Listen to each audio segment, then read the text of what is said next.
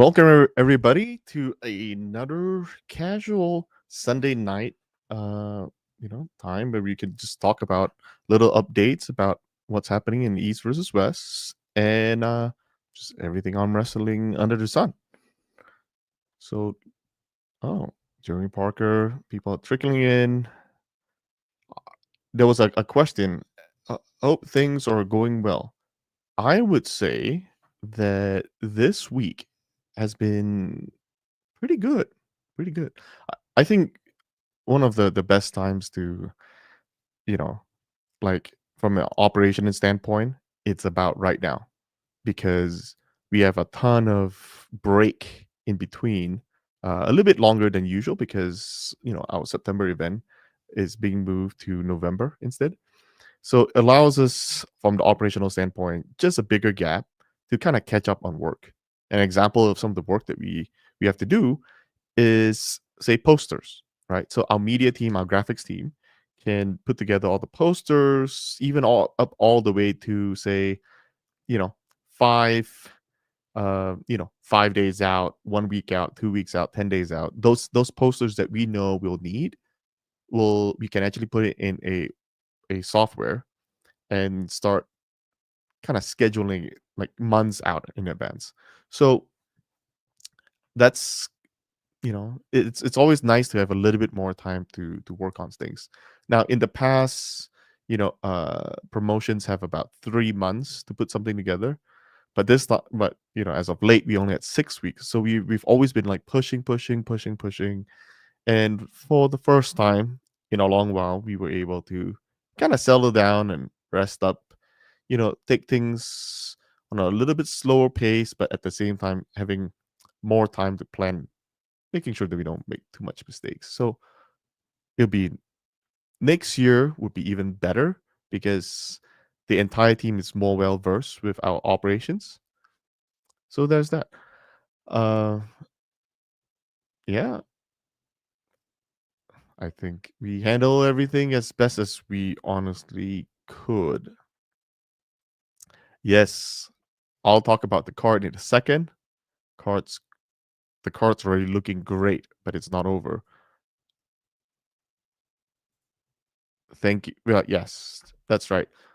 If you guys got any questions, feel free to send it my way. I'll try my best to answer most of them. The future of arm wrestling is in the right hands. It's right and left hands. Let's see. It's a lame joke, but um, yeah, we honestly try to do our very very best to think of what's good for the sport, what's good for arm wrestling, what's good for EVW, and when when the main goal is far away, whatever decisions that we make, we'll just have to ask one question. Like, how's it over there? Like, does it get us closer to where we want to be? Right. So that's kind of like a very easy way of making decisions. Like, if it says no, it's actually going to be straying from the path, then it's a no. It's very simple. When is an event coming to Canada? Uh, the reason why I pause is there is an opportunity for us to partner to do an event in Canada, but we got to make sure that the cards lined up because we are quite unsure about the whole visa situation in Canada. And we would not want to do an event in Canada if it's a cycle where we need a lot of Eastern Europeans, especially. So, how many how many events are we planning? We haven't really settled on anything, but I would say absolutely no less than 6 events. And the reason why I don't want to commit to 8 is because, say, example of something goes wrong, we have a little bit of we might have to skip one event, just like what happened in Azerbaijan. Path to Exile 2, no. Isn't it an RPG type game? No. My last MMORPG game was World of Warcraft, and I just don't have time to grind. I just absolutely don't have time to grind. No, no, no, no. We we there are certain there are certain, like, promotions that we we have to draw the line on.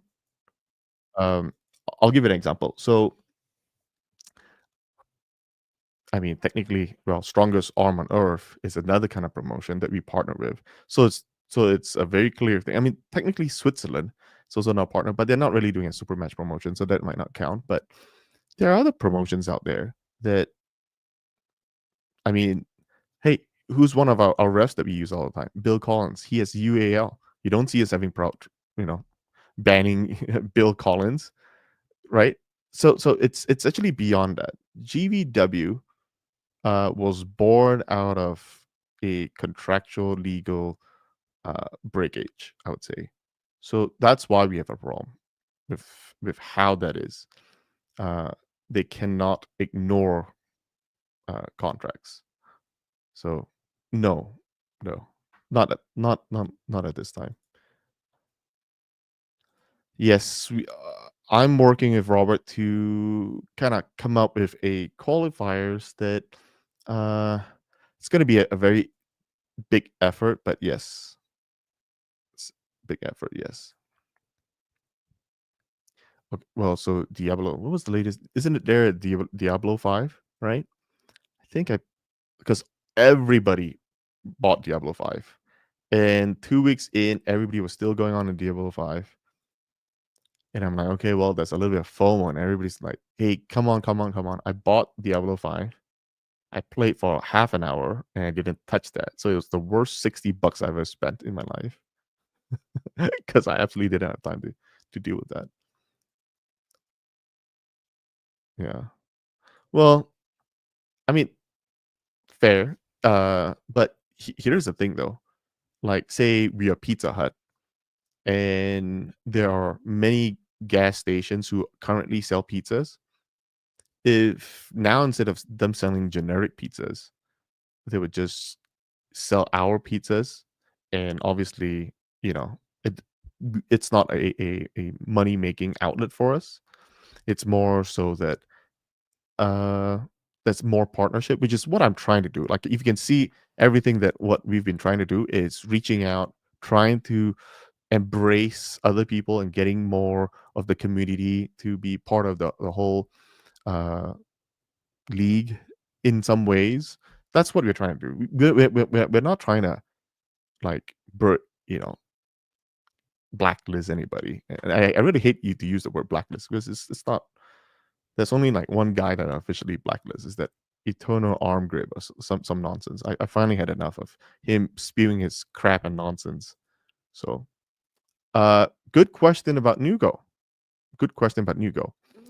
Nugo was one that he committed to pull at GVW during the Eastern sort of boycott. So that's a little bit different. Um, yeah. So and there'll be more announcement about Nugo shortly, but that's what it is. So there was some level of commitment ahead of time.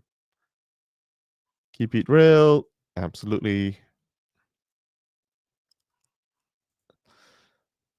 Yeah. So I mean, if you saw that, uh, you know, between Ian and myself, we are pretty friendly with everything else. We talk all the well. I mean, when we met up in Colorado, he was working on that table, and uh, you know, there was a lot of conversations, and it was all pretty happy and pretty mutual. He did put in a lot of work to put that table together. So kudos to Ian for working really hard. And uh, I'll tell you one story of Ian. He was so he had his table, but the elbow pads he had to use ours, but due to some configurational error. So he used our table elbow pads, but our pads are blue and red. But his pin pads were all red, right? And so he's like, "Oh, well, we can't have that because it would be weird to have four out of the four pads, only one elbow pad is blue, so it's kind of weird." So and he couldn't use our our pin pads because our pin pads had, I think, two prong. Well, I mean, like two prongs, and his is three, so it didn't like kind of match up. So he, on the day of, on that Friday afternoon, he was going around town calling everybody, calling seamstress and leather workers, trying to rewrap one of the elbow pads to match our pin pads. So it was kind of a thing, and I was surprised that he got it done. Uh, so we just didn't want it to look kind of weird and off camera. So that's what we did, why we did. And kudos to Ian. He really put in a lot of work to do that. So I mean, we have no problems having conversations with any other promotion in the entire world right now, other than GBW. So I'm trying not to give them any more credit than they have already. So I'm gonna avoid, you know, mentioning them as much as I can. Uh,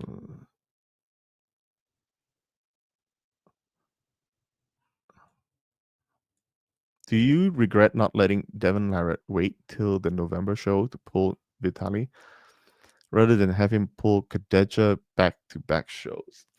I think this question is best suited for Devin to answer. So that that's what that's what I'm supposed to say. Because I we can plan on things, but if the athletes have their own plans, right? He might be busy with other things, whatever. We generally don't won't force them to do anything, right? So this is a Devon Larratt question. England promised 6 rounds SM for main event champion matches, but it hasn't always been main events. Stuff like Devon versus Hermes should be best of 6.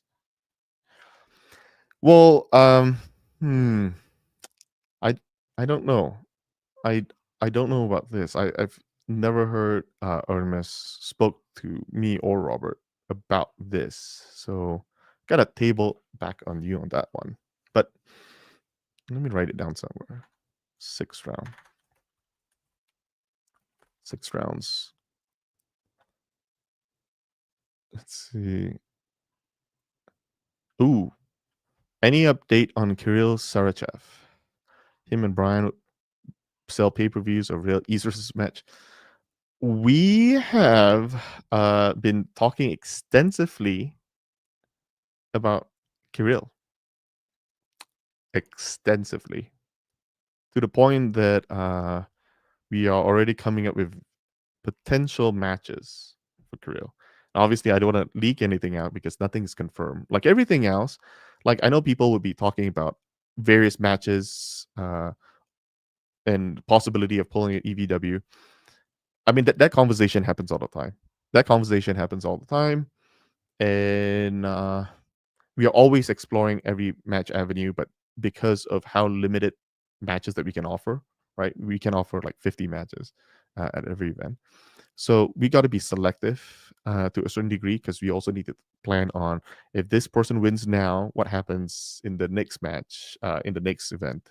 So there must be some kind of storytelling arc, so to speak. So, I mean, technically, one of the arc that's still happening is, say, Vitali and Levon, right? Because that arc was started during the Michael Todd match, and now he's approaching the Levon era. So that's all these arc that we kind of have to think about. Kirill Sarachev is also, we want to start an arc for him. You know, you guys have already started seeing another arc that was built, right? Another storyline that's being built is with Rickard Bornman, right? After winning Pavlo. Uh, Matter of fact, even internally, when matches are set, the matchmaker does not always know the outcome, right? That's when you know you have a good match. So sometimes there's a lot of disagreement, say with yeah, even the Pablo match, there was disagreement on one side said it was Pablo, one side said it was Rickard. So that's when you know you probably have a pretty good match. And it turned out to be a decent match other than obviously the injury, which was unfortunate. So Kirill is definitely on a big radar. Robert is a big fan of him. Robert pulled him in 15 EVW 15, almost a year ago, and he was very surprised how strong he is. Again, I have to reiterate, Robert is like a world class world champion. He's probably gonna skip Worlds this year because he's been too busy with all the uh, you know EVWs matters. But he knows what's up. So anyway, he pulled Kirill and he was pleasantly surprised how strong that guy is. So he's on our radar. He invited us to have an event in Moscow. So all the Russian fans out there, you guys would have a blast. We are not opposed to uh, talking with the Siberian Power with Matt Rhodes. So that's also just preliminary, just talking and see whatever comes up with that. But yeah, Kirill is great.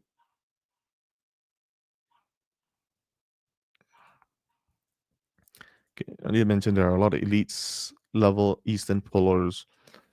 Okay, so this is a great question, right? That is a great question. Um, well, he could if he really wanted to, he can set matches with athletes who have never pulled an EVW. Why is he actively coming after most of our athletes that has pulled an EVW? I don't know. Nice Gunners, bro. Yeah, it's actually a birthday gift from my younger brother. He didn't. You know why I wear these glasses? Why I wear some other glasses? So it reflects off this spotlight I have instead of directly into my eyes. So it kind of reflects quite a bit. So the other glasses I had, it reflected some because it was a transitional type lens. But man, yeah. I'm actually in a pretty dark room, so I have to wear something before it blinds me. Some have been. By the way, the guys. Let's see. What has been the most frustrating thing you experienced since being the COO of East versus West? Well, because you used the superlative word most, I guess I can only name one. But I think it's well, now or before, because my answer changed. If you asked me 3 months ago, my answer would have been completely different than right now. So have a if it's 3 months ago, I guess everybody knows my answer. But for now, I would say it's a lot of juggling between what I feel it's the right move and what the public thinks the right move is, because they don't have the full picture of what's happening in the background, right? So to give you an example, um, a while back, people were saying, "Well, how can the COO of the company not know about the transactions and payment to athletes?" I mean, that's fair, but technically that is the CFO's job about the payment issue, right? Which we figure out, and it was all resolved, and everybody figured out what the exact case is. But it's one of those perception things. Um, I think the other frustrating thing is because they don't know what exactly I do, but ultimately it is fair that I'm at my position, and so any crap that happens, it's my fault, which is fair, which is totally fair. But um, there are just certain things where it boils down to. I hate to say this, but it's luck too, to a certain degree, right? It's just pure luck, but it also stems from time for preparation on things, which is why I think Switzerland is going to be a fantastic event, right? We have a fantastic event. When you have 6 weeks to plan for an event, right? you kind of rush through things. You rush through the process of vetting places. You rush through the process of uh, ensuring that you have the best possible team put together. I'll give you an example. When we had to go find, say, a venue, there are so many components of a venue that we have to look for. Number one, do they have like accommodations for staff and athletes and potential even fans? Really, if they don't, then it's difficult. Do they have the necessary square footage, venue, ballroom, amphitheater, uh, arena, whatever, that is capable of hosting X amount of projected people that we have in our mind that will come to our events. So once you find one of those events, then you kind of have to start putting like, well, okay, since it's in say Chicago, we need to get an AV team there, right? So we'll try to find local AV team, and eventually we couldn't find one. We'll just bring one from out of state, and we'll supplement it with our internal team to handle a little bit of the matters, like the software component. So when you start rushing over things, we overlook a couple of things, which is ultimately technically my fault. For instance, um, we didn't know we couldn't put a generator in. You know what I'm saying? One of those. What is the internet speed? We don't know until we really hope that somewhere in America the internet's going to be pretty good. Which I think in Switzerland it would be great. You know those kind of things. When you start rushing through things, it's easy to spend less time double checking on things. Now I'll give you a difference on how much an extra month will give us in preparation for Switzerland. In Switzerland, we've identified there are probably dozens and dozens of AV companies out in the whole Switzerland and surrounding areas, right? Because Switzerland is like smack right in many very Europe, first world European developed countries.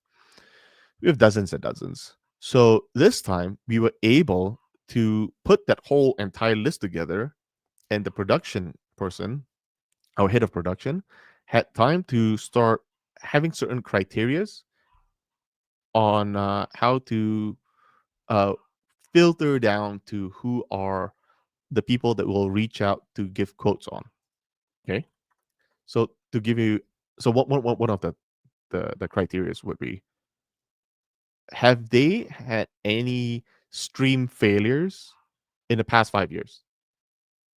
You see what I'm saying? And if they have remotely, because we our list is so big, oh, it's because the list is so big, it's very easy to, uh, be very, very specific and be very, very stringent. So we went down that list and pop, pop. And I think we're down to maybe only six qualified AV contractors to provide us a bid, right? So we could not normally have this much time.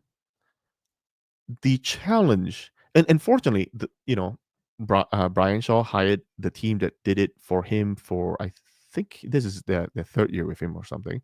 But that team also does a whole bunch for Arnold's Classic, and so that's like amazing, right? Amazing. Technically, we also work with the team for COD 14 in Istanbul that has been helping Ingen for several years now. That team, it's not their team's failure that the stream failed. It's that the internet is terrible. They were using like antiquated old satellite truck, and once a cloud flies over, boom, internet's down for a minute, a couple of minutes, right? So it was more of a infrastructure issue more than I mean, it's part of the whole production, but then a manpower issue over there. But otherwise, they are pretty decent there.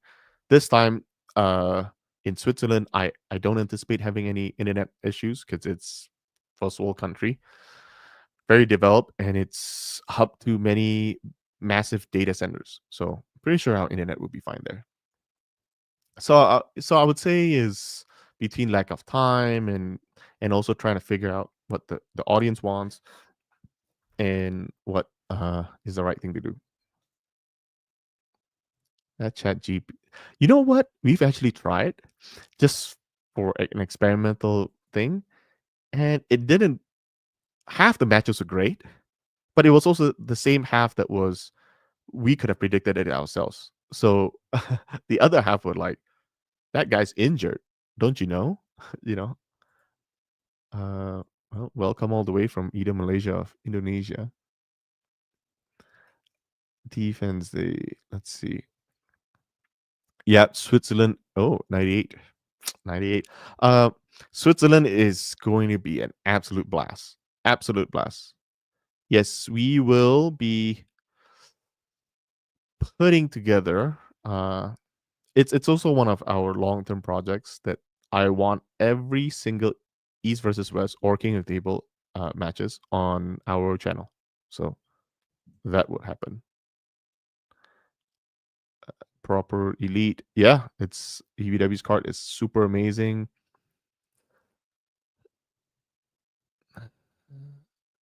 Yeah, I've heard Alan Fish's name going around. I will have to bring that back to the matchmaking team, which everybody is now introduced to.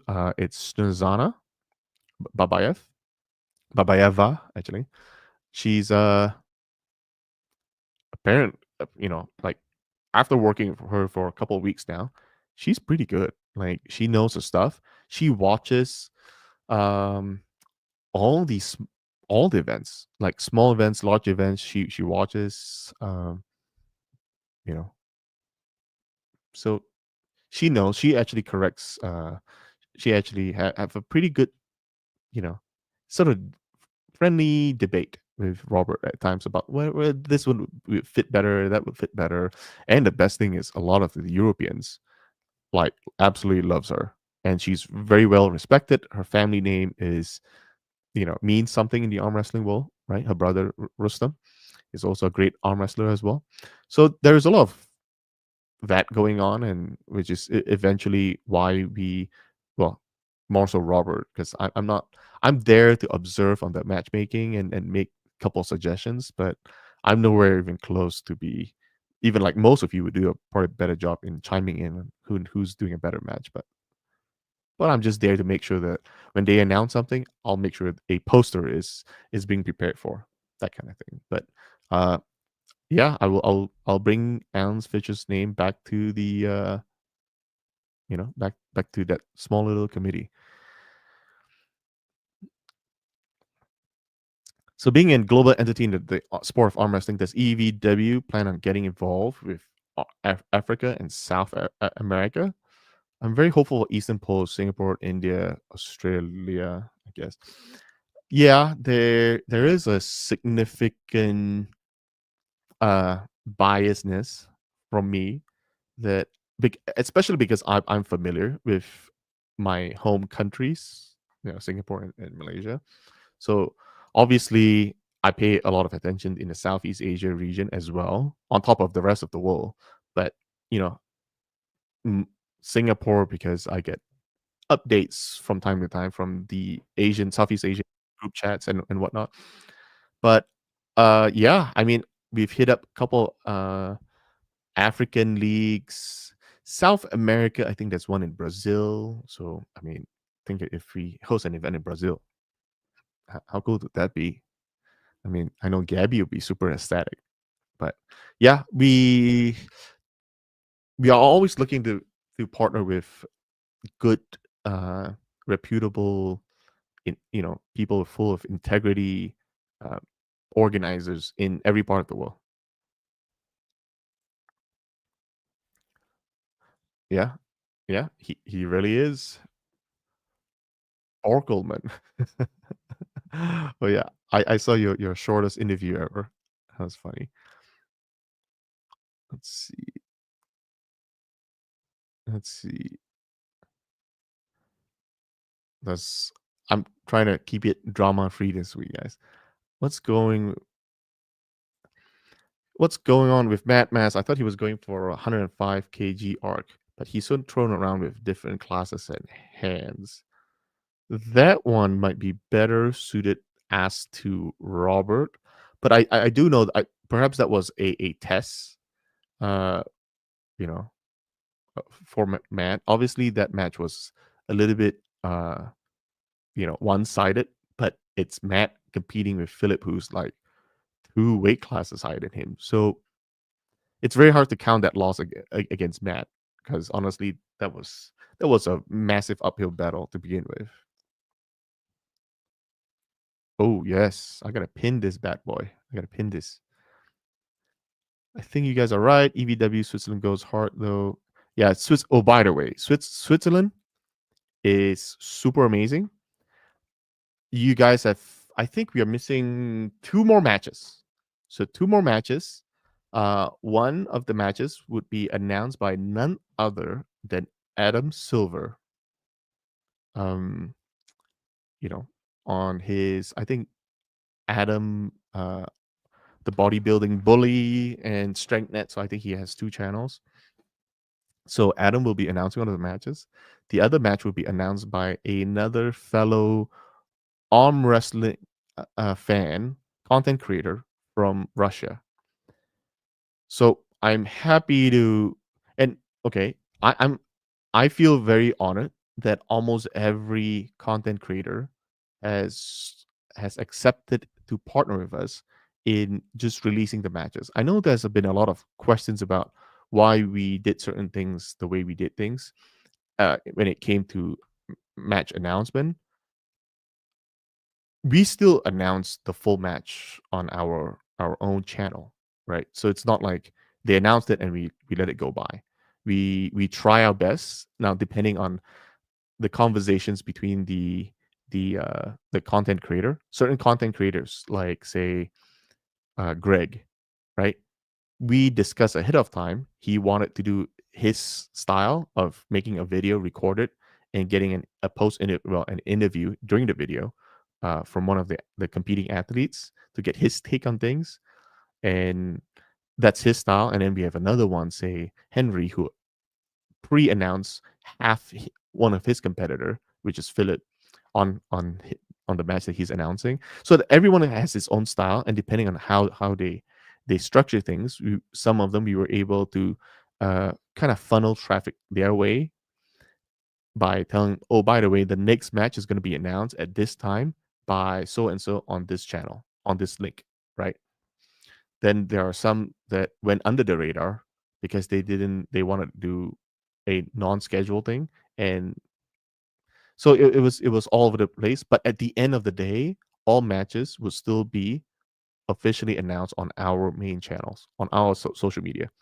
So I don't think it was, especially we have so much time. Even if officially we announce it a few days later, then the content creator that was the first to announce things, I don't think it hurts us at all, like not one bit. But in exchange, that it does 2 things, right? We help content creators grow their channel, and if they get some level of subscriber count growth and more monetization on their channel, that would also lead them to be encouraged to be doing more and more content, which will, it's, from the grand scheme of things, right? Remember, I talked about the end goal of having arm wrestling go mainstream. Does that help us with more content creators? Absolutely. So when the decision came up, like, should we do this? Like, yeah, it absolutely helps us spreading some love around. It doesn't hurt us. It's not taking, the only thing it takes away is maybe some level of monetization. Uh, but I don't think it would help our subscriber count go up very high, because people who subscribe to us are hardcore fans who are constantly waiting for the day that we announce each and every match, right? But we already have those subscribed to our social media channels. So something so official, it's okay to spread some love. I don't know if I'll keep doing this because it ended up being a lot more work than to do it in house. Because if it's in house, it's really simple.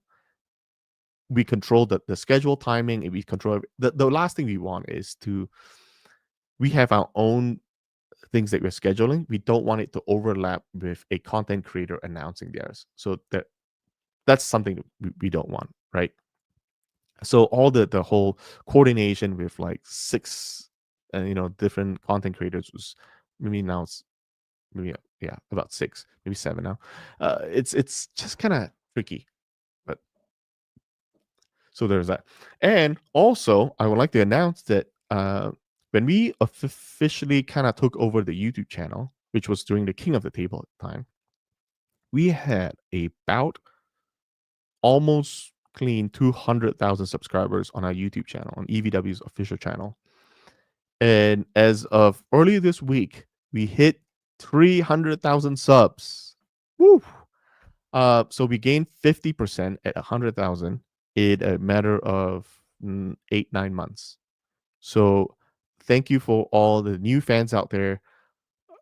We are really really grateful for the support, and hopefully that our next goal is, we'll take it step by step. 400, 500, eventually hit a million. I think when we hit a million is when we can almost declare that we are mainstream. So you can see that we're growing at a much faster rate, right? Like the first, how long has it been? 3.5 years. Say for about 3.5 years, it took to hit the 200,000 mark, and now it took us 8 months to gain 50% of that. We hit another 100,000. So if you can hit 400,000 subs in the next 6 months, if every 6 months we gain 100,000, I'm not too upset about that. So I'm very, very excited for that. Can't wait for the Swiss event. So I'm always behind. I'm super always behind. It is clear. Well, there's a lot of kind of talking. I'm just scrolling super fast. There is also another thing I want to talk about today, is that we can officially announce that Neil Pickup will be our announcer for Switzerland. So I'm sure nobody's like surprised over that announcement, because he's been a steady, consistent guy for all our events. He gets first dibs for our events, and unless he can't make it, then we'll have to find a replacement. So we still are, trying to find for backup, because I mean Neil is pretty big into strongman as well, from my understanding. So we gotta just make sure we have some backups. Here's as well an announcement. Maybe you guys aren't as excited about it, but here's another announcement. Coach Ray, has also accepted to be our commentator in Switzerland. So I'm pretty happy about that option. Well, regarding his co-commentator, we haven't got that quite nailed down yet, but there's that coming soon. Let's see. There's that. Here's another question. Will you do sign cards and sign versus posters again? Sign cards are, if by stroke of miracle we get it done in time for Switzerland, it's something that I'm holding up pretty tight, because when we announce this, it's going to be super cool. It's going to be super cool. But sign cards, I do have a big plan for it, and we are working on it. We are actively working on it. But it's not going to be, I'm just going to release this information. It's not going to be the exact same style that it has been in the past, where it's just sign cards with all the athletes. So it'll be a little bit different. So there is that.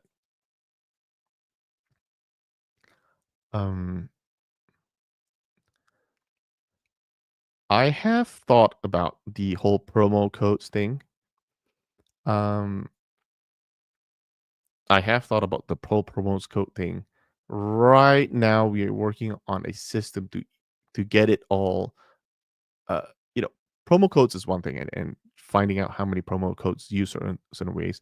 Unfortunately, the way that everything's set up, it's not as user friendly.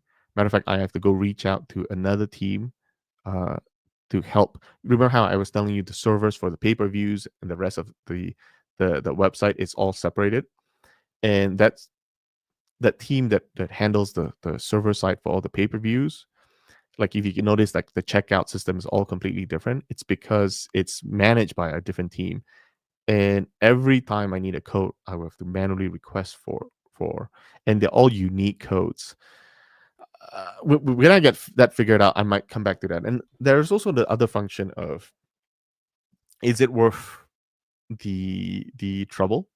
What if we create well, I mean, for certain people perhaps, but you know, say a dollar, right? Let's just say a dollar, and some athlete does all his promotions and managed to bring in 200.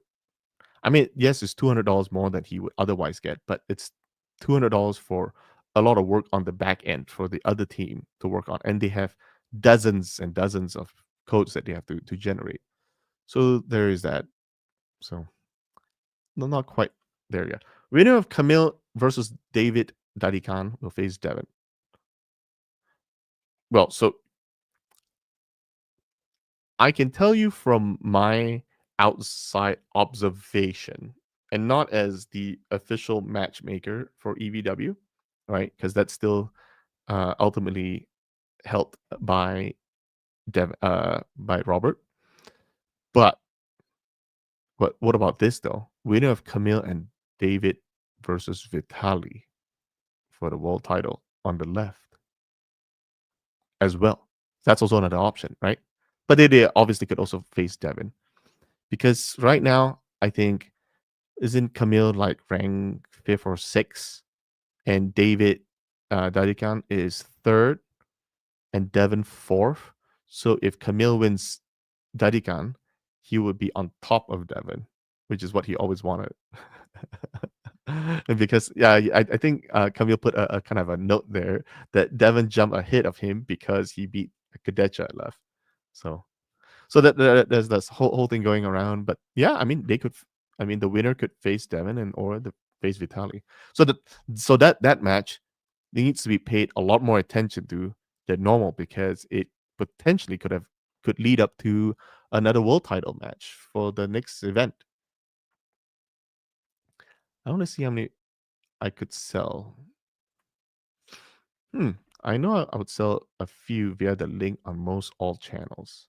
You know what's funny though, right? How many people would we have to partner with to give them promo codes? Example, right? Example. Say all athletes. So this time we'll have like 24 athletes, and then say we have a couple of content creators and half a dozen, maybe a dozen. So we are talking about like 36 promo codes or links flying through the whole internet. And then there'll be like a competition, right? Athletes are promoting theirs, content creators are promoting theirs, but there's also quite a lot of overlap as well. And it's like, oh, which code should I be using? Because they all give the same price, but technically, which athlete will get some level of commission, right? Even one of those things, that'll be a pretty interesting experiment to test. But I'm kind of holding that off for now a little bit. Is Devin versus Vitali okay? So there is no guarantee that like, because it's still too far out, I cannot speak for Devin or Vitali if they are capable at pulling at the Siberian show to begin with. The reason why that I wouldn't mind going to the Siberian show is because I want to show some love to the Eastern Europeans, right? That they made a correct decision in trusting Robert, mostly Robert. I'm just there for the ride. Mostly Robert, that we do have full intention in giving them the necessary space and venue to pull, and all the love that we can give them, we would like to give them. Uh, Jerry versus Devin. If he beats Vitali, perhaps, perhaps we'll we'll see. We'll see. Magician, dude. I used to play a lot of Magic the Gathering at a international level. Does that count? Yeah, 300K. That's super legit. Uh, we also on the road to 500K subs. Yes. A- Actually, I did not consider that yet. I did release a lot of that them. I wonder if you get banned, do you still count towards the subscriber count? And if you're or once you're banned, you're removed, and once you're unbanned, do you that number comes back? I'm not quite sure. Okay, so oh right. Yeah, everybody asked me about this whole UFC thing. Uh, so spoke to, you know, uh, I wouldn't say I spoke to like if I spoke to UFC, maybe I should clarify. If I spoke to Dana White, who is the the ultimate decision maker there for as a CEO there, then yeah, I can say no. I spoke to people within the UFC who have a massive interest in arm wrestling. So we were given the opportunity to use some of their people to help with arm wrestling. So I cannot announce anything yet because nothing's concrete and I don't like to speculate too much. But yeah, there is a distinct possibility that we will do something with them. So pretty dope. Pretty excited that we things are moving definitely in the right path. I know there are some certain people who probably would not like it because they would probably prefer having strictly arm wrestlers participate with everything else. But that's also another thing that I'm frustrated on is we shouldn't have gatekeeping mentality that in that manner. We should try to see what is our main goal, mainstream. How do we get there? Does this thing help us get there? Yes, then let's do it. It's a very simple metric, right? Um, what do you let's see. There's this component. I guess that's fair. I'll speak with Robert about this, but yes, at some point it should all live on our main channel. Let's see, what's this? Correct me if I'm wrong. Tobias was asked to pull at Colorado, and his management said no. Now, when is he pulling at GVW? Um, I will make this. Yes, so he was asked to pull at Colorado, and his team said no because it was they wouldn't come unless we made a deal with Ingen. So that's all I was told. Why is he pulling at GVW? No, don't. It's not my place to speculate because I don't have that inside information.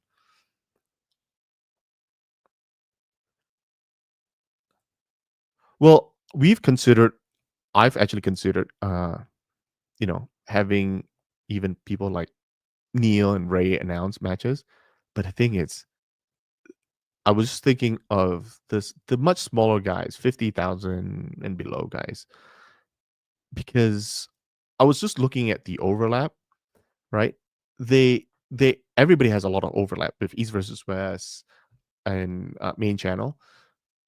I would imagine all the hardcore purists has already followed Neil and followed Ray, and they probably wouldn't gain very much from having that announcement. And the thing is, we are talking about having some level of partnership. Known that we partner with them. They are our go-to announcers, right? Ray is our go-to commentator. So there is no prestige there. There is no, there is no form of gain on their part, really, in my opinion. And I'm just trying to help grow the smaller guys as well. So if you guys have a decent amount of following and you guys actively churn out content, hit me up. Happy to spread the love around. Well, speaking of which, I want you guys to watch this. If you guys haven't watched it, this is absolute and maybe I'm being biased, but you guys can judge me on that. But have you guys watched this? Uh, this by Greg Yao on Eastside Arm Wrestling channel. So if you haven't seen, I won't show the whole thing. I want you guys to see how high quality this is, and you guys, I'm not gonna show the whole thing. So go to his channel. All right, it's gonna be any time now.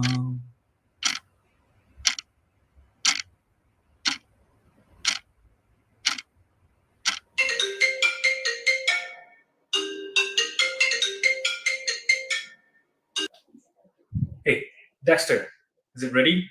Hey, Greg, I'm sending it over now. You're gonna love this one. Okay, got it.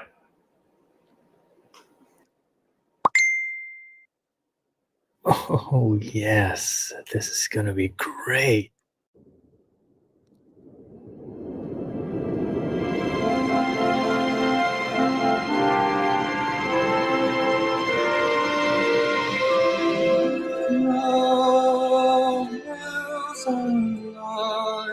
With the sound of music.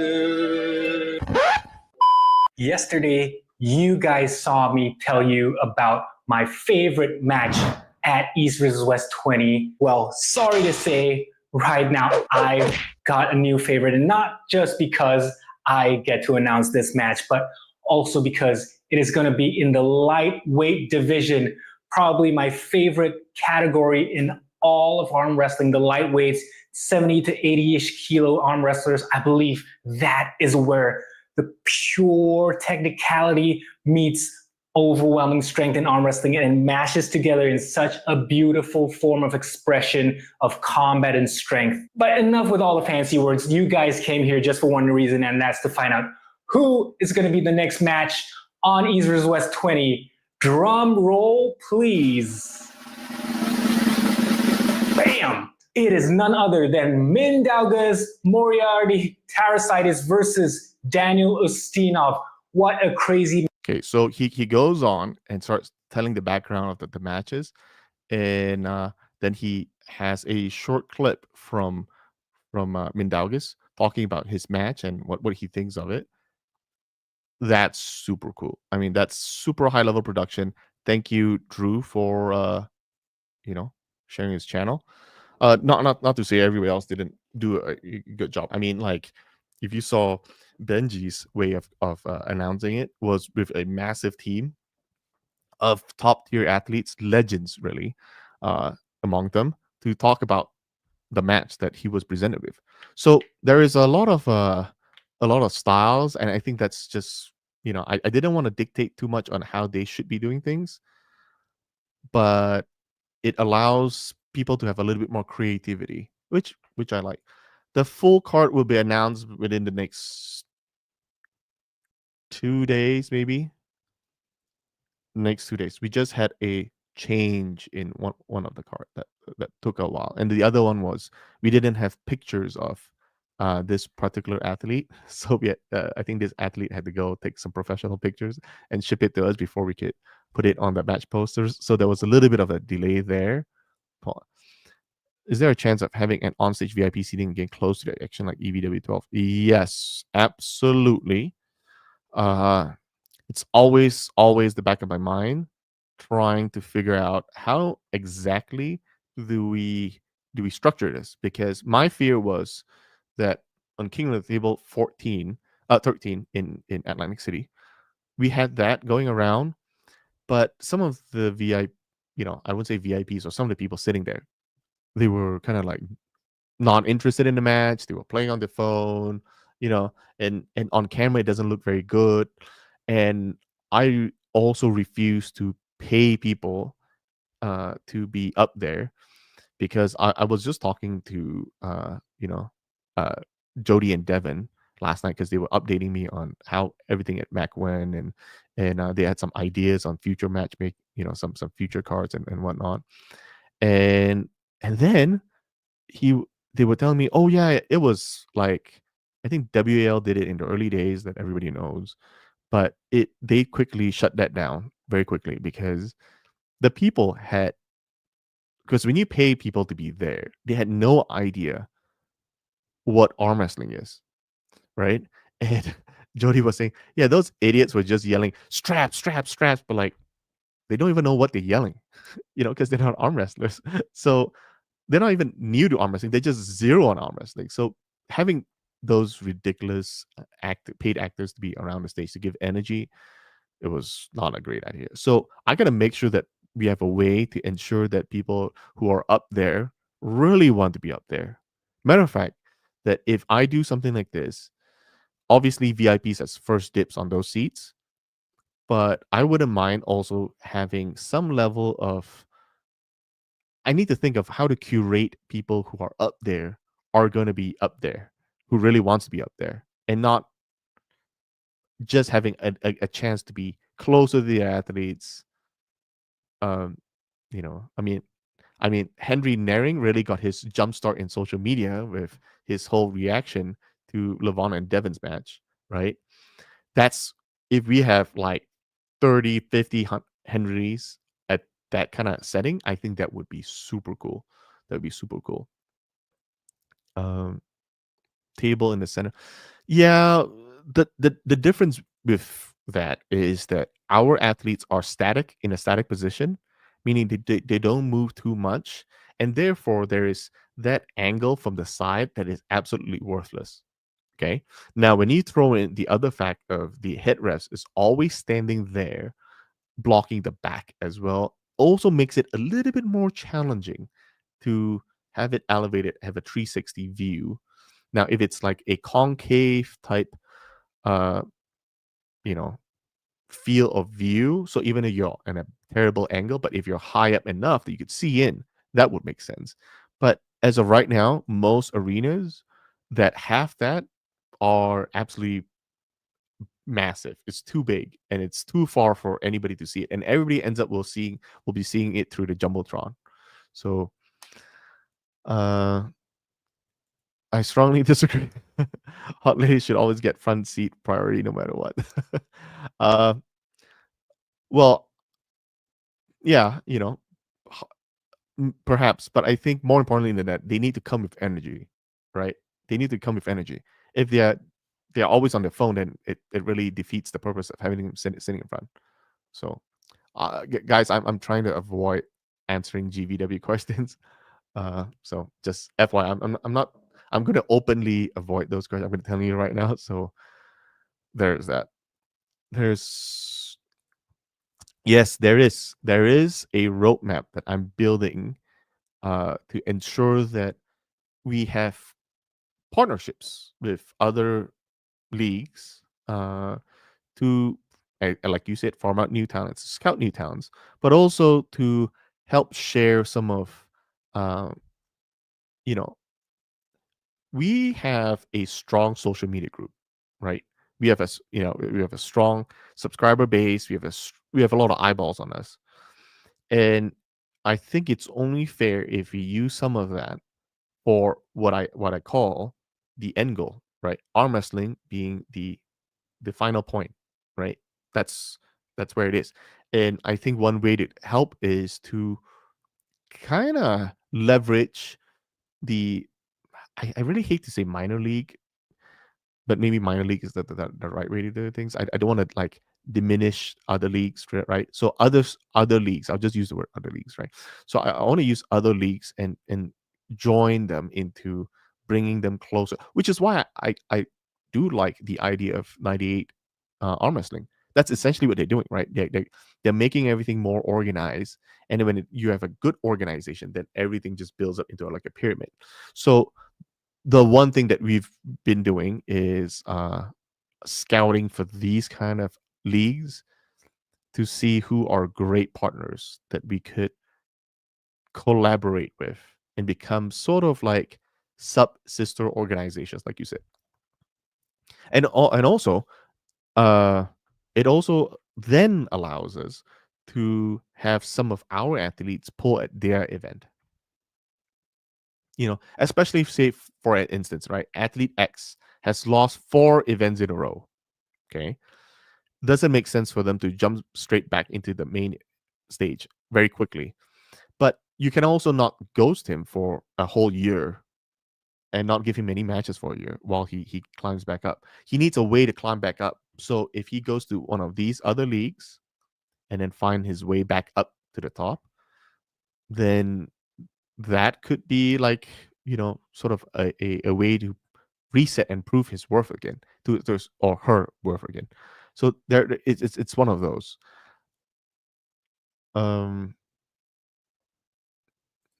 it's quite significant. It's quite significant. It's actually we usually try to do tests. So one of the things we do during production day, it's that we'll have the table there at the right spot, learning what I learned in Georgia, lighting is very, very critical to help refs make the right calls. We'll have two big dudes at the table in certain position, when say example, right? We know Camille's coming in and he's gonna be doing his flop press again. So we'll mimic him going down and we'll try to see if the lighting angle would cast a shadow on the hands. Right. So those are all the things that we have to plan ahead of time to make sure that it's all, you know, visible in at least in the sense of the camera. That's all the things we do. And so we've actually found that directly at the back around, I don't know what the exact angle is, but it's significant enough that that's why even in Colorado, the venue cut off the seating to not extend past I would say past the shoulder area. So it's if you see on their old maps, you'll see that it doesn't go too far out because once you go there, it's almost as good as watching the jumbotron. Um, should fill out those seats with arm wrestlers and known people in the community that they react the best, and people would like to see them react. Yeah, yeah. I, there's actually a lot of truth to that. I was watching. Was it whose match was it? I was watching Jerry Cadret's old matches in WAL. And there was a lot of like fellow arm wrestlers who were I would say ringside, I guess, or stage side or table side, I guess, that was just going at it, going at it, going at it. And another idea for a podcast that came up the other day was, what if we did a podcast with Jody and maybe even potentially Rebecca, right? Those two are very vocal corner persons for their husband who are the athletes when they're competing, right? And what goes through their minds, and that they have so much passion, obviously, for the sport, plus also support for their husbands, and just how they do things is, it really adds sometimes to the energy of the whole match. Having a corner person give support them so vocally. So that's something that I might do sometimes. So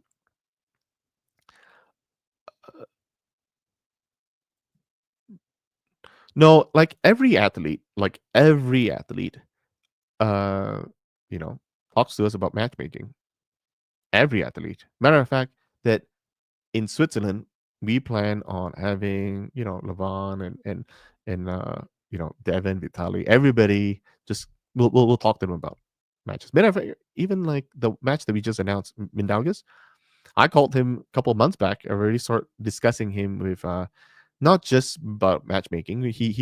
And because these athletes also kind of know who their kind of competitor, the other athletes who are about the same level, higher or lower, they know sometimes better than us. So it's also quite prudent for us to go talk to them uh, about this. So we talk to everybody about matchmaking. Nobody has exclusive rights to our year, really. So I mean, look at fans, right?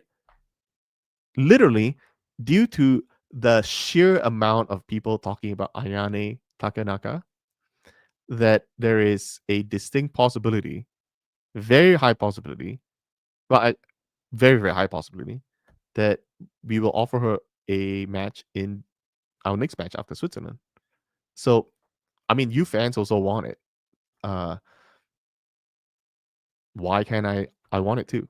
So, there is a lot of that, and that's why it's really, I thought it'd be pretty good to have just once a week where we'll talk about just everything under the sun, updates. Here's another pretty good update right here. Let me show you this, guys. And I think you guys would like this.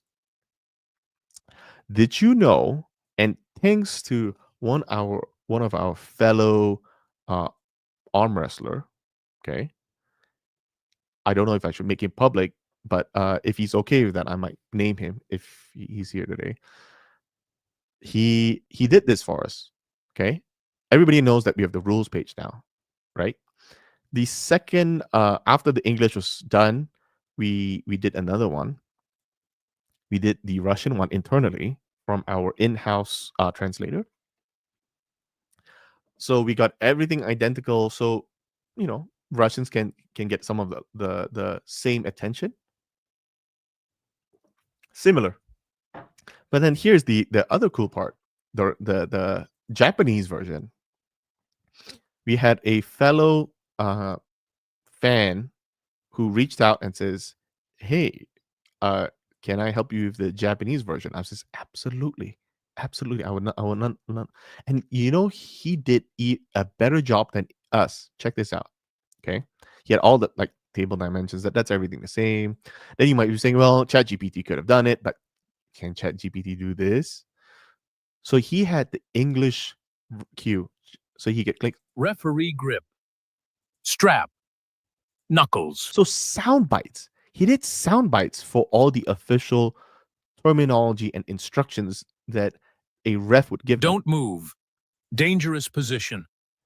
So if, say, an athlete from that only speaks that doesn't speak English and that speaks Japanese, they could just memorize. Don't move. These Dangerous position. Terminologies and call it a day. Like, can you imagine how cool this is? Like, literally, I think I'm gonna try to incorporate this more. So, but on top of that, I would like more languages. I want more. I want to have more languages. Maybe Georgian would be the next language that we'll put up there, right? The world needs to know that this is an international sport, and it's not exclusive for the English-speaking countries, right? That's far beyond what anybody can now dare claim, because we are doing everything, doing a lot that we can. So there is it. Benji's sorry, was that a super chat I missed? Oh. So right now it's only 2-person. It's Robert Baxter and Snezana Babayeva. So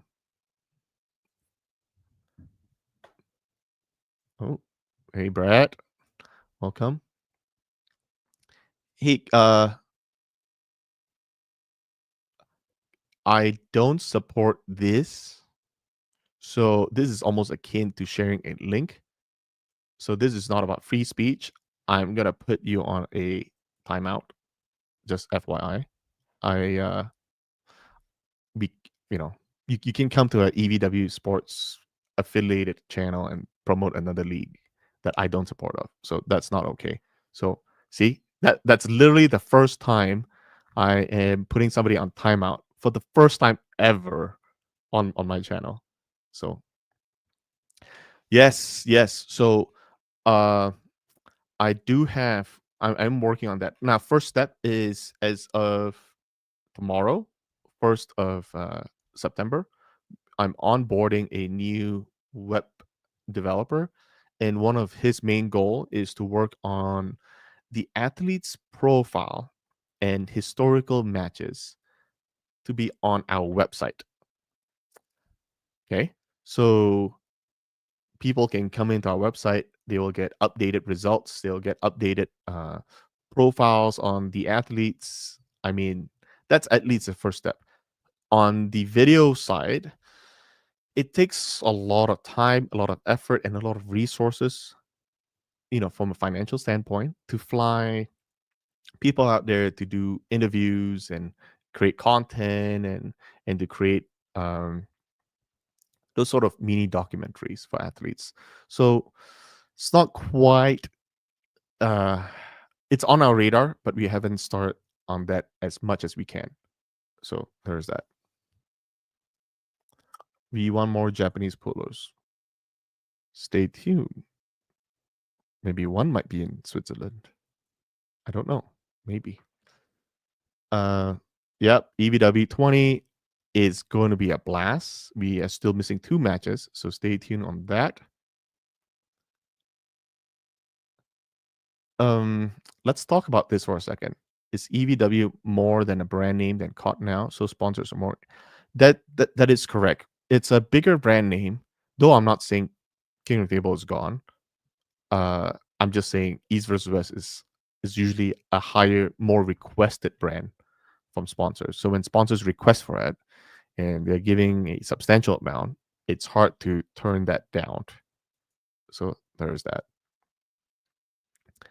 Um, just say go. Just say go is not an official. It's pretty funny, but that's not an official ref terminology.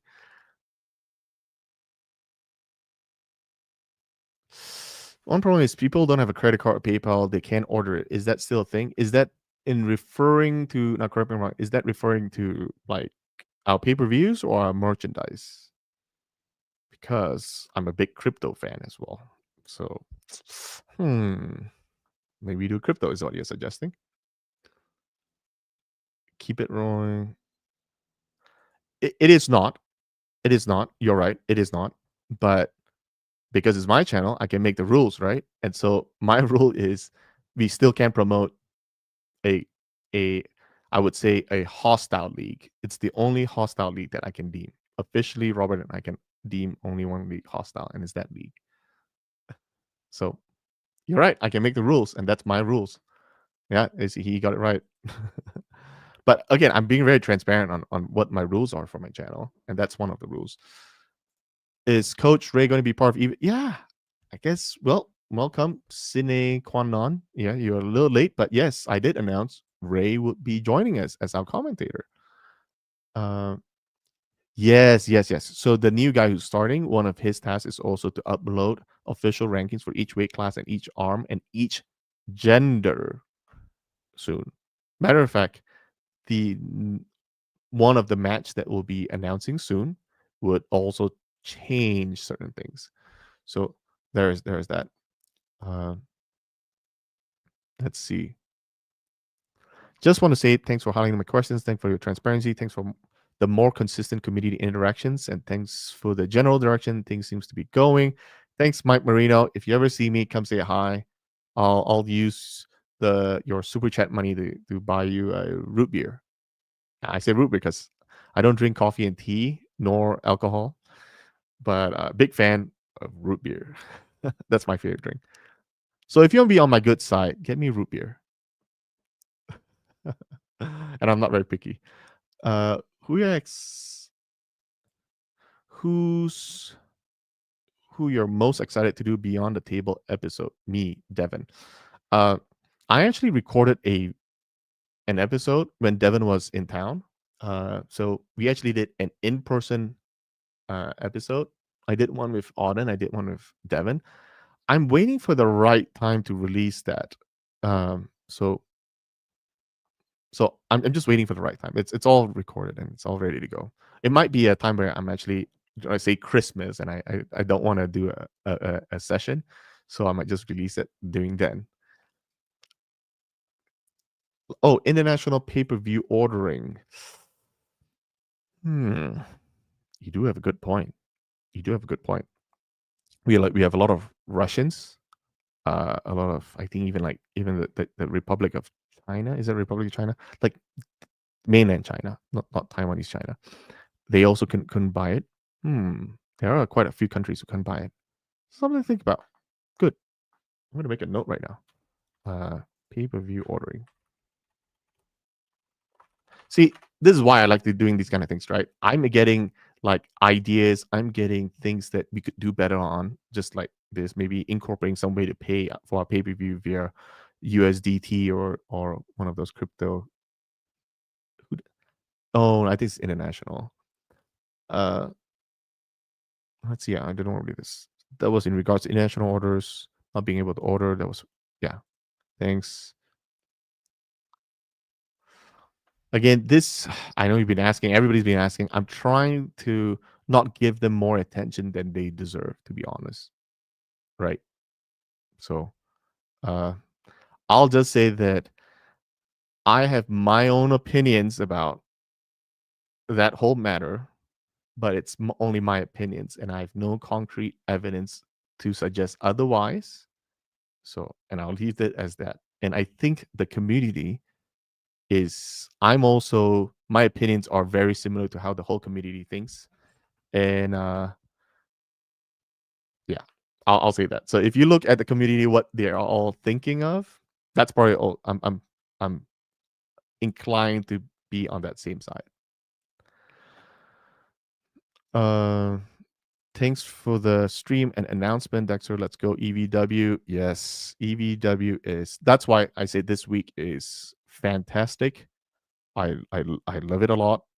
This week it's match announcement week. I get to partner with a whole ton of people, so I love it. Nick Stones called out Levon or thoughts. Super honest, not quite familiar with where that was. If you want to send me a private message about that or leave a comment later, happy to review that. So there is that. Levon and Hermes pulling 21. I don't know yet. It's too early. So we haven't got those main event matches all lined up for 21.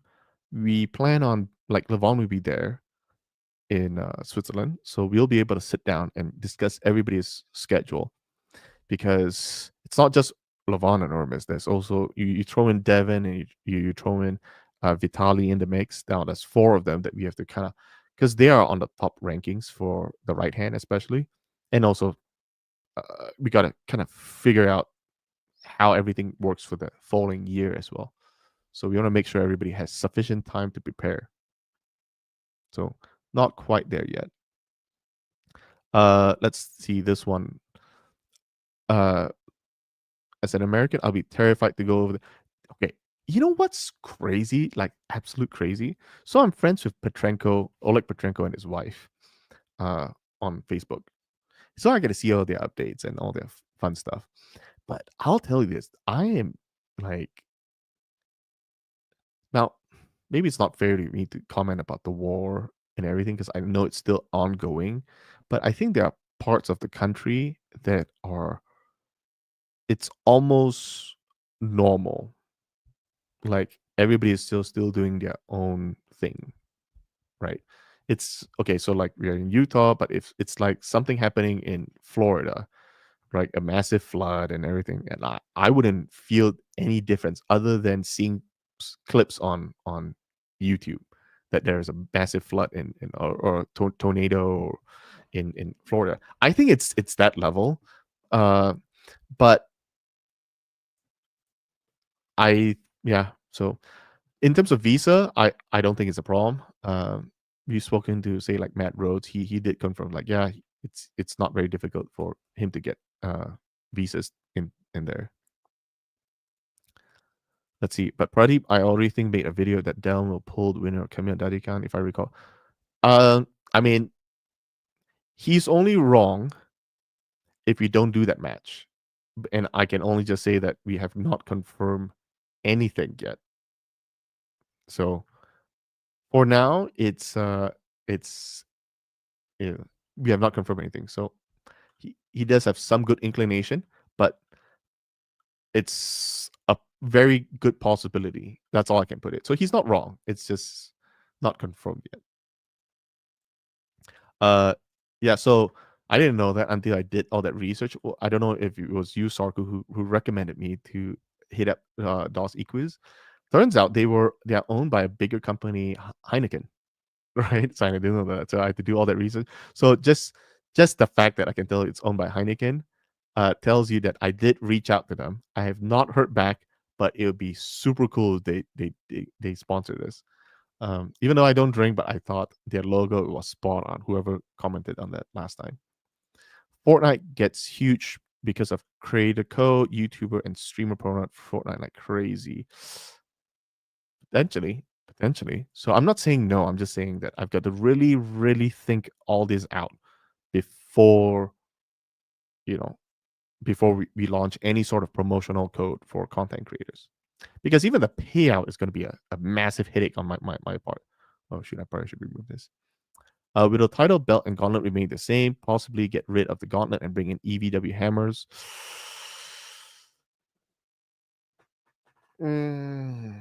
Well, we talked internally. Um, Previously, all belts and gauntlet were made in Istanbul, and we feel like, well, especially Robert, he's thinking of even making it even nicer. So we still haven't figured out which way we're going, hammers, gauntlets, whatever. But we have been talking about that on how can we elevate that whole thing. So not quite there yet.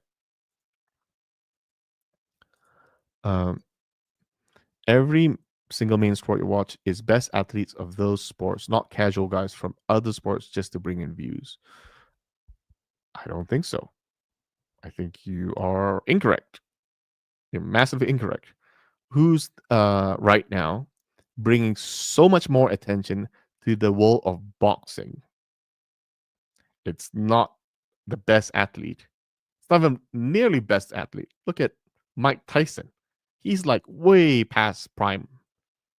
Jake Paul, influencer. Logan Paul, influencer, right?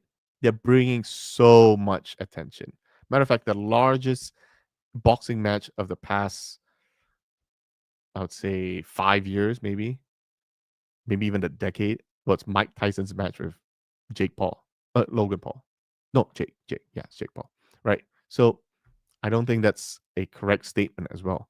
I mean, I watch now. Obviously, this is not a sport, but um, let's say WWE. I watched the Netflix documentary with Vince McMahon, the owner of WWE, and the growth, how they grew it, is very similar to some degree as EVW.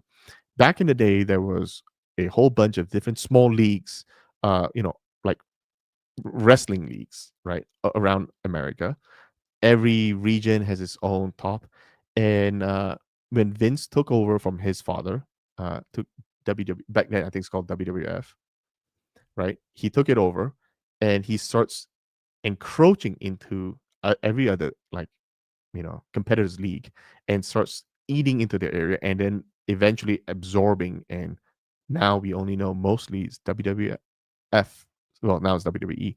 So that's kind of the growth, right? If you think about East versus West, now I'm new to the sport, so I don't have a whole bunch of history. But if you look at it from that standpoint, it was the Eastern guys have their own leagues, the Western guys have their own leagues, and that's it's all everywhere. Now to hit mainstream, it and if I can be so bold to say, if everybody can be under the EVW Sports banner in many forms, it doesn't have to be just our main events, but like even other leagues can be affiliated with. I think that's kind of what we are trying to achieve, right? Growing everything and together as a whole. Because if we're all separated and we all split apart, it's very, very difficult to achieve mainstream. So one of the biggest thing, like right now in Southeast Asia, they're trying to host the Southeast Asian, the Asian Games in, in I think soon will be in Singapore and in Malaysia, and they're trying to get arm wrestling in as an official sport. But the biggest thing that they're having a struggle with is that they don't have a united league, a united governing board.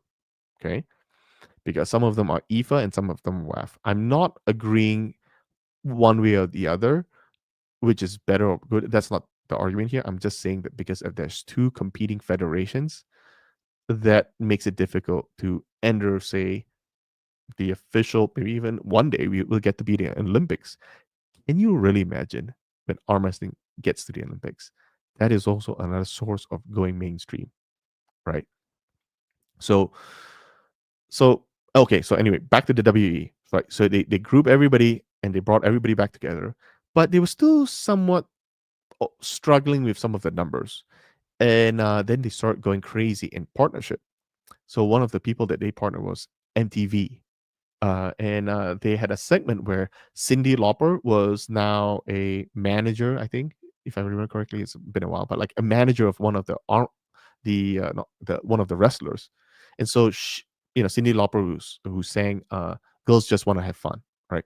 So she went on and just she had her own 80s character, so she was always on screen just yelling and creating a lot of types of interest outside of wrestling to the non-wrestling fans, and so they got in that way. So I think it's not just about bringing the best of the best. I think it's more about how can we bring more people in and not just keeping it within that small little group. Now, if you want to, okay, well, here's another thing about how to think about something. Was it the definition of insanity is doing the same thing over and over again, expecting a different result, right? In this case, arm wrestling has been around for decades, okay? Decades and decades. But why is it growing at a much slower pace compared to, say, pickleball? Pickleball felt like it skyrocketed overnight, right? Within the past 5-10 years, it skyrocketed, right? Because a lot of tennis crossover came, a lot of tennis top tier towns came over promoting it. So that's exactly what we've done and what we're trying to do. We are going to partner with the strongman, soon to be potential the UFC, right? Who's to say that we can't even bring in the some of the maybe retired NFL because they probably still need their hands. So mostly at the retired NFL people, right? That's how we bring in more eyeballs. As long as we again, that's at the very beginning of my whole podcast was thinking, at the end of the day, this is our main goal. Is this the move that will help us reach there? If the answer is yes, that's what we'll do. That's what we'll go with. So there is that. Yeah. So thanks for the live stream. Yes, I think I mentioned this. Hey, thank Aaron guest name. Or is it Gazname? Thank you for what you've done. Without you, I think we would still be divided. PS, do you know why my comment on live PPV never show up? That I don't know. I gotta check. I do know that they do have moderators on that channel, and it's moderated by a separate complete team.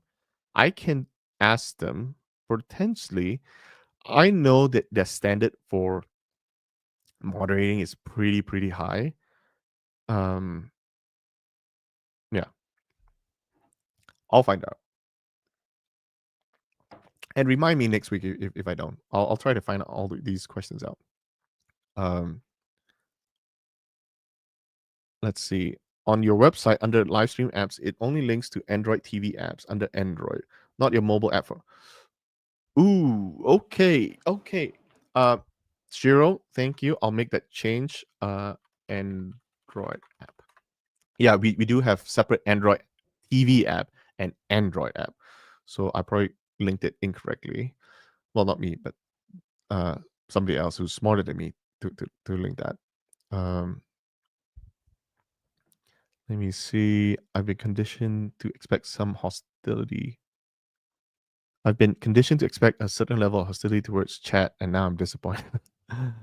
I think everybody is pretty more united. There's always outliers, like stupid Eternal Arm Grip, who's always gonna be making stuff up. So don't listen to that guy.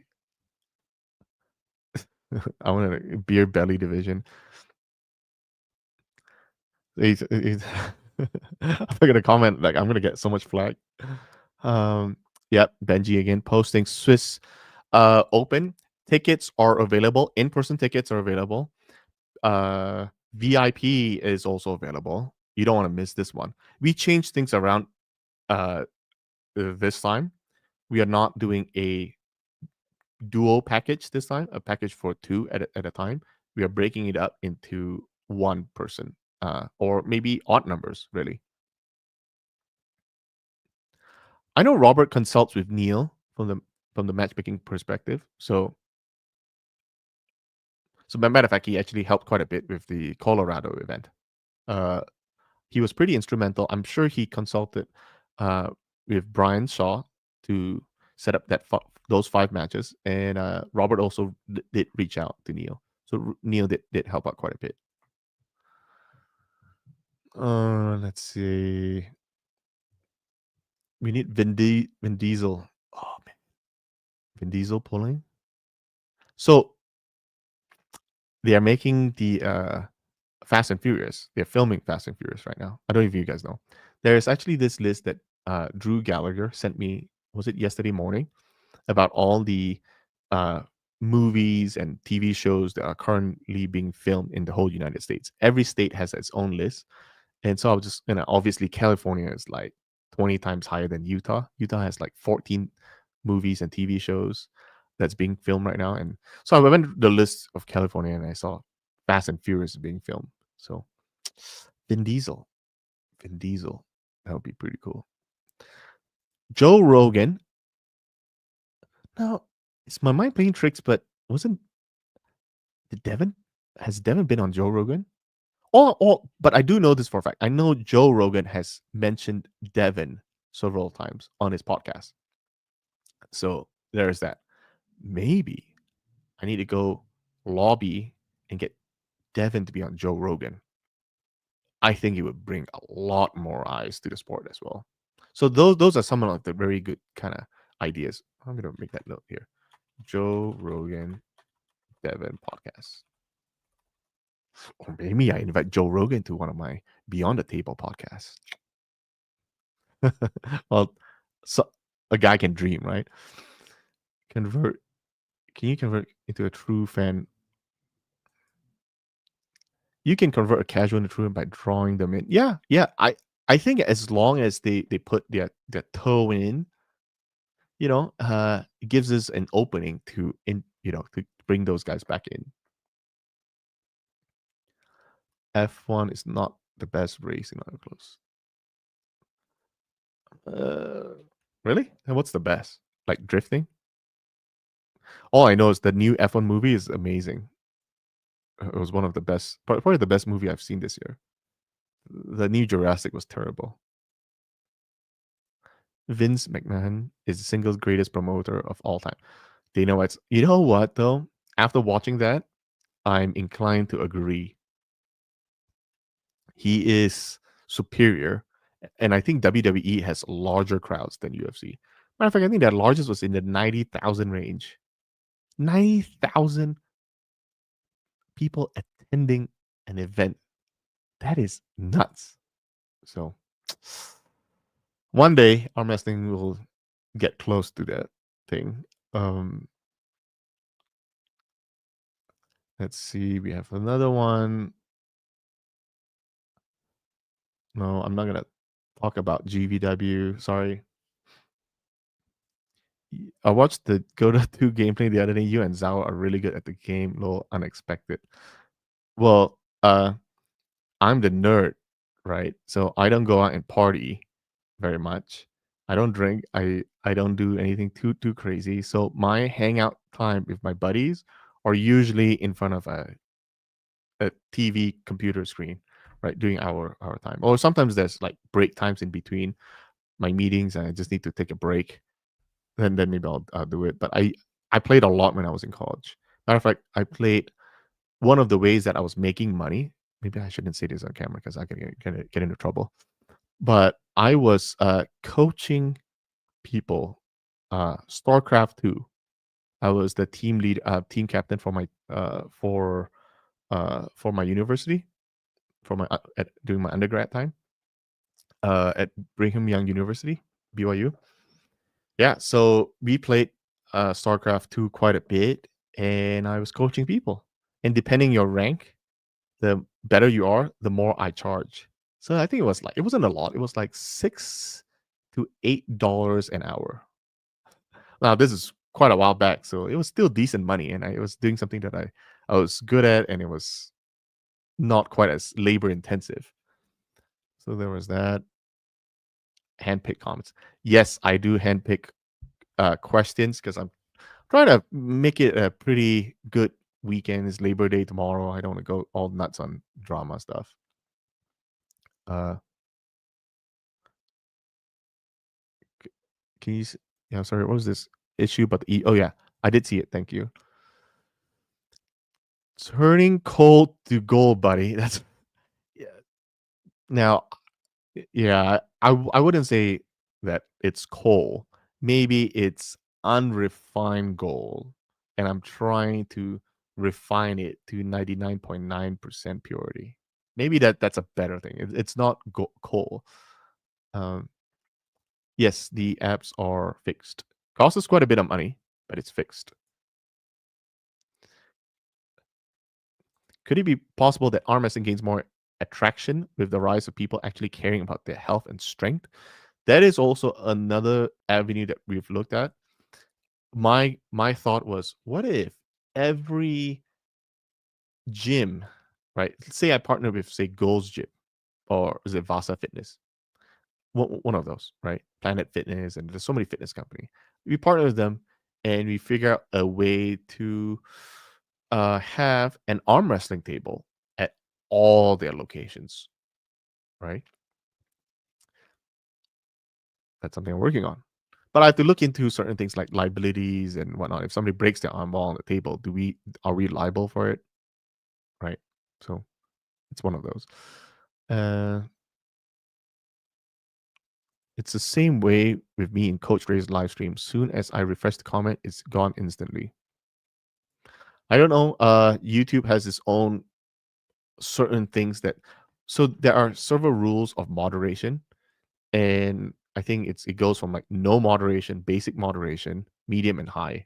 That's a setting for live streams, and just so that we don't accidentally screw up, I put basic moderation, and it allows people to the moderators to approve certain things that has been currently hidden.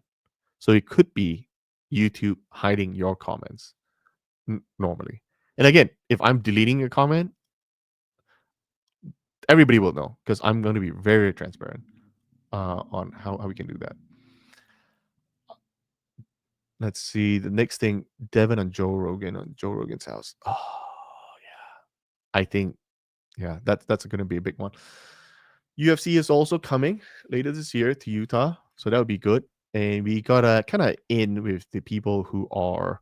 The only thing is, I think WWE, they are coming to Salt Lake City, which is where I'm from. The same time we'll be on the 31st of October, which is when I will be in Switzerland. So unfortunately, we won't be able to have that meeting there. But that would be super close.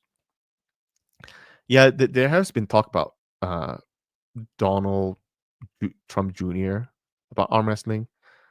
I think through some two generations, two degrees away, we have a way to reach him. So I think it was Devin who mentioned it to me that he might have a way to reach out to Donald Trump Jr.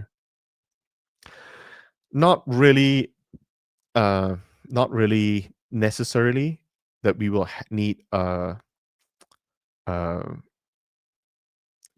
Donald. I mean, you don't really need to be a Republican fan or a Trump fan, but just if we can look past the political side of things, which I don't want to get into, and if we can get somebody like the President of the United States watching his son arm wrestle, I mean, that lends a lot of legitimacy to the sport as well, to a certain degree, right? Maybe he competes with one of Biden's son. I don't know. That would be pretty cool. I think people would pay good money to watch that thing. Maybe I shouldn't go there. Chael Sonnen. So you are very close to the conversation that we are having with the UFC guys. So there is a possibility he might come. He might come. So I don't want to, again, I don't want to speculate, and I don't want to tell you things that aren't confirmed yet. So, but Chael Sonnen's name is in that hat. And also, yes, the next message, Chael Sonnen went to BYU as well. So there is that. But I don't believe he graduated there because they kind of were thinking of can't like sort of shutting down the wrestling department in the so Chael kind of bailed out. Let's see. Elk meat, deer meat, bear meat, bison meat, Joe Rogan in Canada at Devin's house with Brian Shaw. That's lots of meat. What's BK in your name? I must know. Oh, I mentioned this. That is the extension of my full name. My full name is actually Dexter Tan Boone King. So just for everybody to know, Boone is so Tan is actually my I guess heritage name, right? And there's many people in China that actually has Tan in their name. So in Chinese, we have many dialects and two languages. So Mandarin and Cantonese, and then there's like 100 more different dialects out there, right? And from where I'm from, which is close to the Taiwanese side, so the Chinese language, uh, my name is Tan. But if I was in the southern part of China, in the Guangzhou area, then my name is Chan, Chan. Like so, Jackie Chan, that's the same character. So my name is Chan as well. Um, and Boone is kind of like all my brothers have the same Boone, so it's like a family name, right? So all my brothers have Boone King, Boone Pin, Boone Ong, Boone Hor, right? King is technically my Chinese first name, but my dad likes the movie, like the TV show Dynasty. I think there's a character named Dexter. That's why I got an English first name. So there was that. Dexter Tan BK. And actually, to be fair, to like the YouTube handle Dexter Tan is taken, so I did just add BK as part of it. And it's not because I like Burger King a lot. Uh, teach best practices to all newbies. People breaking arm will ruin the sport. Larry even mentioned it was a big reason he quit. That is correct. That is correct. Break arm position is a challenge. I think any content creator should always try to highlight that. Now that you mentioned it, I think every content creator should always highlight what break arm position is. That's good point. Very, very fair point. I'm gonna cut it off before it's 2 hours, so I don't want to go too long. Because I plan to do something like this, very casual updates every week, and it doesn't feel like it's a very, very long drawn out thing, and then ended up nobody will be buying anything, right? So chill is yes, it is my company. That is my yeah, one of my companies. Let's see. It's not 100% Burger King. It's not 100% Burger King. Did I lose all my past bought pay-per-views? I don't believe so. The only thing is most pay-per-views after a certain time gets will be phased out because of online storage cost. So I believe those will actually well, I mean, is there a reason to keep them? Because the full matches are going to be on YouTube at some point. There's that.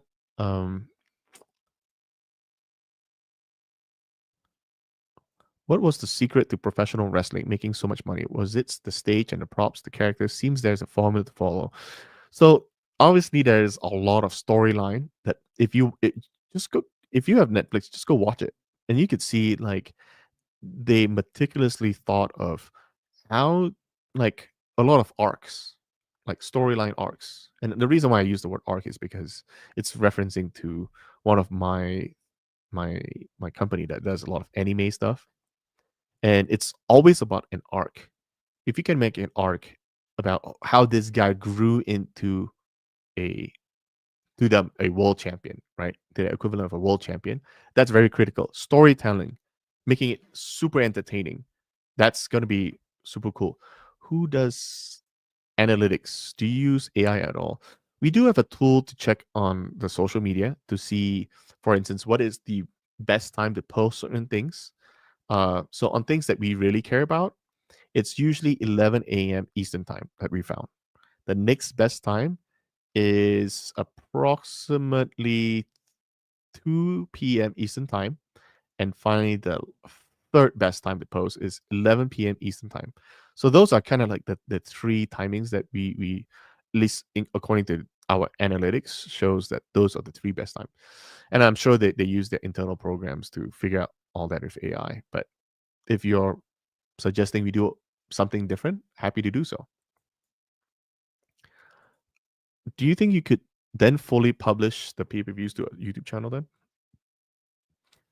Yeah. So if you go to our main YouTube channel, just look up East vs West Arm Wrestling. All our recent videos from King of the Table and East vs West will be is on that channel, including the older ones. I am slowly working to release all the older King of the Table and East vs West videos on our channel at some point. So there is that.